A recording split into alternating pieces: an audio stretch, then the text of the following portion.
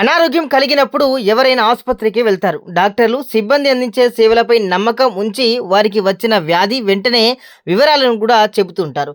దీనిలో ఎలాంటి అబద్ధం ఉండదు.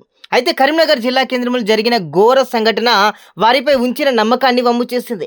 ఇక జగిత్యాల జిల్లాకు చెందిన ఓ యువతి అనారోగ్యంతో కరీంనగర్ నగరంలోని ప్రైవేట్ దీపిక ఆసుపత్రిలోకి చేరింది.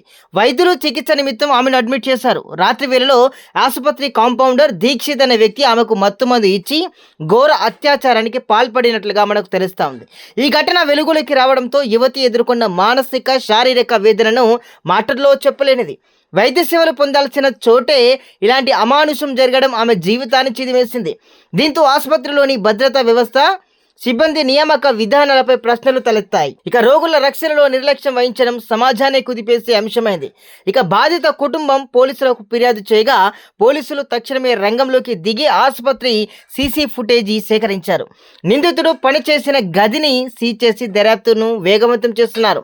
ఈ ఘటన స్థానికంగా ఆగ్రహానికి దారితీస్తున్నటువంటి పరిస్థితి ఉంది. ఇక ప్రజలు ఇటువంటి ఆసుపత్రులపై కఠినమైన పర్యవేక్షణ అవసరమని డిమాండ్ చేస్తున్నారు. ఈ ఒక్క ఆసుపత్రిలో కాదు, నగర వ్యాప్తంగా కూడా చాలా ఆసుపత్రులు భద్రతా లోపాలు ఉన్నాయని, వైద్యానికి సంబంధించి చేసే పరీక్షలు కూడా అధిక డబ్బులు వసూలు చేస్తున్నట్లు కూడా ఆరోపణలు అయితే వినిపిస్తున్నటువంటి పరిస్థితి.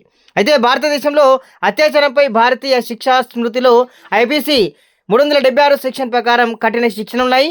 వైద్య సేవలు అందించే సమయంలో రోగిపై లైంగిక దాడి జరిగితే అది మరింత నేరంగా పరిగణించబడుతుందని కూడా మనకు స్పష్టంగా అర్థమవుతున్నది. నిందితుడికి కఠిన శిక్షలు విధించే అవకాశం ఉంది. అంతేకాకుండా ఆసుపత్రి నిర్వాహకులపై కూడా నిర్లక్ష్యానికి సంబంధించి కేసులు నమోదు చేసే అవకాశం అయితే మనకు స్పష్టంగా కనిపిస్తుంది. ఆరోగ్యం కోసం ఆశ్రయం కావాల్సిన ఆసుపత్రి భయం కలిగించే ప్రదేశం అవ్వకూడదు. ఈ ఘటనతో యువతి ఎదుర్కొన్న అవమానం, మానసిక గాయం ఎప్పటికీ చెరగని ముద్రగా మారిపోతాయి. ఇలాంటి ఘటనలు పునరావృతం కాకుండా కఠినమైన చర్యలతో పాటు ఆసుపత్రుల్లో భద్రతా ప్రమాణాలు తప్పనిసరి చేయడం అత్యవసరమని కూడా స్థానిక ప్రజలైతే అంటున్న పరిస్థితి.